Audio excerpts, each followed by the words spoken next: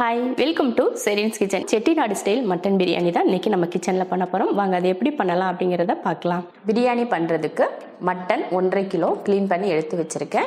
நம்ம குக்கரில் தான் வேக வைக்க போகிறோம். இப்போ தேவையான அளவுக்கு உப்பு, கொஞ்சம் மஞ்சத்தூள் வந்து அளவுக்கு அதிகமாக சேர்க்க வேணாம், கம்மியாக சேர்த்துட்டு தண்ணி சேர்த்துடலாம்.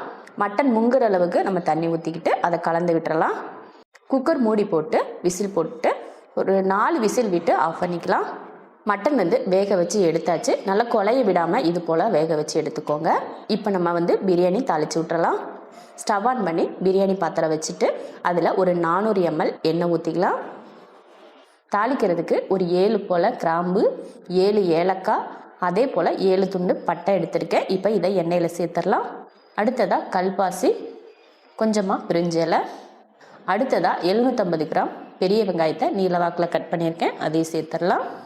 வெங்காயத்தை நல்லா வதக்கி விட்டுடலாம். இது கூடவே பார்த்தீங்கன்னா ஒரு 5-6 பச்சை மிளகாய் நம்ம காரத்தை பொறுத்து சேர்த்துட்டு அதையும் நல்லா பொன்னிறமாக வெங்காயத்தை வதக்கி எடுத்துக்கலாம்.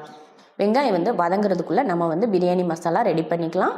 மிக்சி ஜாரில் 1 ஸ்பூன் மிளகு, 1 ஸ்பூன் சோம்பு, 1 ஸ்பூன் சீரகம், 6 பட்டை, 6 கிராம்பு, 6 ஏலக்காய், ஒரு 10 போல் முந்திரி பருப்பு, இதை வந்து நம்ம பவுட்ரு பண்ணி எடுத்துடலாம். அடுத்ததாக வெங்காயம் பார்த்திங்கன்னா நல்லா பொன்னிறமாக வதங்கிருச்சு. இந்த டைமில் நம்ம கையில் ஒரு கைப்பிடி அளவுக்கு புதினா மல்லித்தலை சேர்த்துடலாம். அதையும் வதங்கினதுக்கப்புறமா அடுத்ததாக இப்போ நம்ம பவுட்ரு பண்ணி வச்சுருக்கோம் இல்லையா பிரியாணி மசாலா, அதையும் சேர்த்துடலாம். சேர்த்துட்டு நல்லா கலந்து விட்டுருவோம். அடுத்து மிளகாத்தூள் 2 ஸ்பூன் அளவுக்கு மிளகாத்தூள், காரம் வந்து உங்கள் விருப்பத்தை பொறுத்து நீங்கள் சேர்த்துக்கலாம்.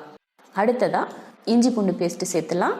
1.5 கிலோ நம்ம வந்து 1.5 கிலோ மட்டன், 1.5 கிலோ அரிசி சேர்க்க போகிறதுனால நம்ம இஞ்சி பூண்டு பேஸ்ட் வந்து ஒரு 7 ஸ்பூன் அளவுக்கு சேர்த்துக்கலாம். நம்ம சேனலில் பார்த்தீங்கன்னா இஞ்சி பூண்டு பேஸ்ட்டு வதக்குறது எப்படின்னு சொல்லிட்டு வீடியோ நம்ம முன்னாடியே போட்டிருக்கோம், வேணும்னா நீங்கள் பார்த்துக்கோங்க.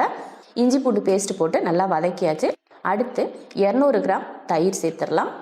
தயிர் சேர்த்துட்டு இப்போ இதை வதக்கிடலாம். அடுத்து நம்ம வேக வச்சு எடுத்துருக்கோம் இல்லையா மட்டன், அதை தண்ணியை வடிச்சிட்டு சேர்த்துடலாம். நம்ம உப்பு போட்டு தான் வேக வச்சுருக்கோம் இல்லையா, அதனால் இப்போ வதக்கிறப்ப வந்து உப்பு சேர்க்க தேவையில்லை. அப்படியே ஒரு 10 நிமிஷம் கிட்ட வதக்கலாம். அதுக்கு முன்னாடி தக்காளி வந்து ஒரு 250 கிராம் சேர்த்துட்டு மட்டனையும் தக்காளியும் ஒரு 10 நிமிஷத்துக்கு வதக்கிக்கலாம். இப்போ தக்காளியும் பார்த்தீங்கன்னா அந்த மட்டன் கூட சேர்ந்து நல்லா வதங்கிருச்சு. இந்த டைமில் நான் வந்து ஒரு லெமனை புழிஞ்சு எடுத்திருக்கேன், அதையும் சேர்த்துடலாம். லெமன் போட்டதுக்கப்புறம் லைட்டாக ஒரு தடவை கிளறி விட்டுட்டு இப்போ வந்து நம்ம அரிசி சேர்த்துடலாம். நான் வந்து 1.5 கிலோ சீரக சம்பா அரிசி ஒரு அரை மணி நேரமாக ஊற வச்சுருந்தேன், அதையே தண்ணியை வடிச்சிட்டு சேர்த்துக்கிறேன். அரிசி போட்டதுக்கப்புறம் அந்த மசாலா கூட நல்லா அரிசியை வந்து கலந்து விட்டுறணும். இந்த மாதிரி நல்லா கலந்தாச்சு. இப்போ நம்ம வந்து தண்ணி சேர்த்துடலாம். இப்போ நம்ம மட்டன் வேக வச்ச தண்ணியை இந்த கிண்ணத்தில் 1 கிண்ணம் தண்ணி இருந்தது, அதை சேர்த்துடலாம். மட்டன் தண்ணி 1 கிண்ணம் ஊற்றியாச்சு. அடுத்து ஒரு அரை கிண்ணம் அளவுக்கு தண்ணி சேர்த்துடலாம். கரெக்டாக 1.5 கிண்ணம் அளவுக்கு தண்ணி சேர்த்துருக்கேன். 1.5 கிலோ அரிசி வந்து இந்த கிண்ணத்தில் 1.5 கிண்ணமாக நான் அளந்து எடுத்துக்கிட்டேன். அதில் தான் நம்ம வந்து கரெக்டாக 1.5 கிண்ணம் அளவுக்கு தண்ணி சேர்த்துருக்கேன். தண்ணி சேர்த்துட்டு நல்லா கலந்து விட்டுட்டு இப்போ நமக்கு தேவையான அளவு உப்பு சேர்த்துடலாம். உப்பு வந்து பார்த்துட்டு சேர்த்துக்கோங்க, ஏன்னா நம்ம மட்டன் வேக வைக்கிறப்போ உப்பு போட்டு தான் வேக வச்சுருக்கோம், அந்த தண்ணியில் உப்பு இருக்கும். அதனால் உப்பு வந்து கரெக்டாக பார்த்துட்டு நீங்கள் சேர்த்துக்கணும். உப்பு போட்டு நல்லா கிளறியாச்சு. அடுப்பை வந்து இந்த டைமில் நல்லா ஹை ஃப்ளேமில் வச்சு ஒரு கொதி விட்டுறணும்.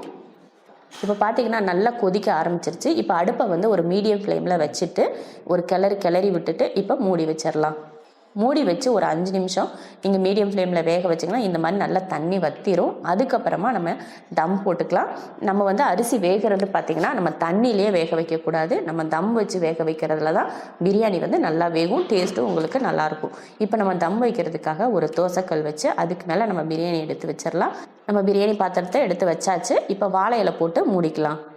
மூடி வச்சுட்டு ஒரு 5 நிமிஷத்துக்கு தம்மில் வச்சிடலாம். மறுபடியும் ஒரு 5 நிமிஷம் கழித்து ஓப்பன் பண்ணி பார்க்கலாம்.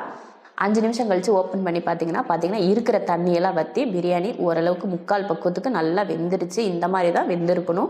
நம்ம அரிசி வந்து ரொம்ப குலைவாக நல்லா நம்ம எப்பயுமே சாதம் சாப்பிட்றோம் பார்த்தீங்களா, அந்த மாதிரி நம்ம வேக வச்சோம்னா அந்த பிரியாணியோட டேஸ்ட் நல்லாவே இருக்காது. இந்த மாதிரி நல்லா உதிரியாக கொஞ்சம் அந்த பக்குவம் வந்து கம்மியாக இருந்தால் தான் நம்ம பிரியாணி சாப்பிட்ற ஒரு ஃபீலே இருக்கும். அதனால ரொம்ப வேக வச்சிடக்கூடாது, நம்ம தம்மில் தான் வேக வைக்கணும். அதனால மெயினாக நீங்கள் தம் வச்சே பிரியாணியை வேக வைங்க, அப்போ தான் வந்து டேஸ்ட்டும் ரொம்ப நல்லாயிருக்கும். நல்லா மறுபடியும் அந்த ரைஸை வந்து சமப்படுத்திட்டு வாழை இலை போட்டு மூடிடலாம். மூடிட்டு இப்போ வந்து பிரியாணியை இறக்கிடலாம். அருமையான ஒரு டேஸ்ட்டில் நம்ம ஹோட்டல் போல் ஒரு பிரியாணி ரெடி பண்ணிட்டோம். ரொம்ப சூப்பராக இருக்கும். இதே மெத்தடில் நீங்கள் பிரியாணி செஞ்சு பாருங்கள். இன்றைக்கி நம்ம பண்ணியிருக்க 1.5 கிலோ அரிசி போட்டு 1.5 கிலோ மட்டன் போட்டு பிரியாணி செஞ்சுருக்குது. தாராளமாக 12 பேர் நல்லா வயிறு நிறைய சாப்பிட்லாம், அந்த மாதிரி செஞ்சுருக்கோம். இதே போல் நீங்களும் மட்டன் பிரியாணி செஞ்சு பார்த்துட்டு எப்படி இருக்குன்னு சொல்லிட்டு கமெண்ட்டில் சொல்லுங்கள்.